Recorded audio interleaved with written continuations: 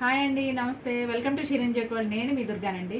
ఈరోజు చేయబోయే వీడియో ఏంటంటే కొత్త గ్రైండర్ అయితే తీసుకొచ్చామండి. బటర్ఫ్లై గ్రైండర్ అండి. ఇదైతే 7,500 పడిందండి నాకైతే. ఇది కొత్త గ్రైండరు. మా పాత గ్రైండర్ పాడైపోతే దాన్ని రిటర్న్ ఇస్తే నాకు 2,500 ఇచ్చాడనమాట.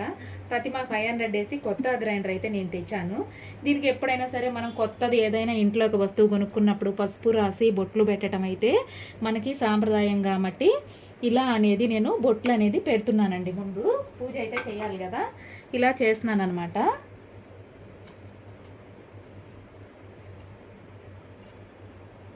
ఇలా చేసిన గ్రైండర్కి అండి మనం ఏం చేయాలంటే, ఇక పూజ అయితే చేశాను కదా, ఇప్పుడు కొత్తగా గ్రైండర్కి ఎప్పుడైనా కూడా మనము ఏమేమి వేసి ఇది చేయాలంటే లోపట, ఇది కొత్త గ్రైండర్ కదండి, దీని కొత్త అంతా పోవాలి అంటే మామూలుగా రోట్లో అయితేనేమో మనము కొంచెము పేపర్లు ఇంకేంటంటే వడ్ల గింజలు మినువులు రుబ్బుతూ ఉంటే పోతుంది అనమాట.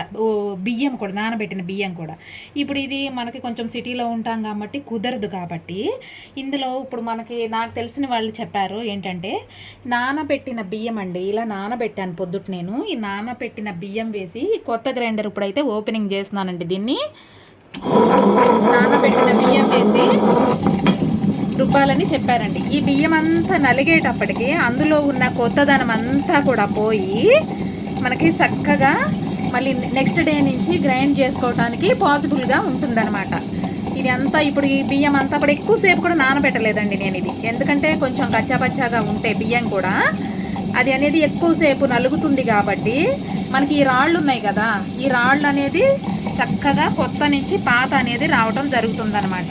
ఇందులో ఇంకొకళ్ళు అయితేనండి, నాకు తెలిసిన వాళ్ళు చెప్పారు, న్యూస్ పేపర్లో నానబెట్టి మెత్తగా అలా కూడా వేయండి మేడం, అట్లా కూడా కొత్త అంతా పోతుంది గ్రైండర్కి అని చెప్పారన్నమాట. నాకైతే ఈ విధానం తెలిసింది కాబట్టి ఈ నానబెట్టిన బియ్యాన్ని నేనైతే వేసి ఇట్లా కొత్త గ్రైండర్ ఓపెనింగ్ అయితే చేశానండి. మీకు కూడా ఇందులో నచ్చితే మీరు కూడా ట్రై చేసి చూడండి.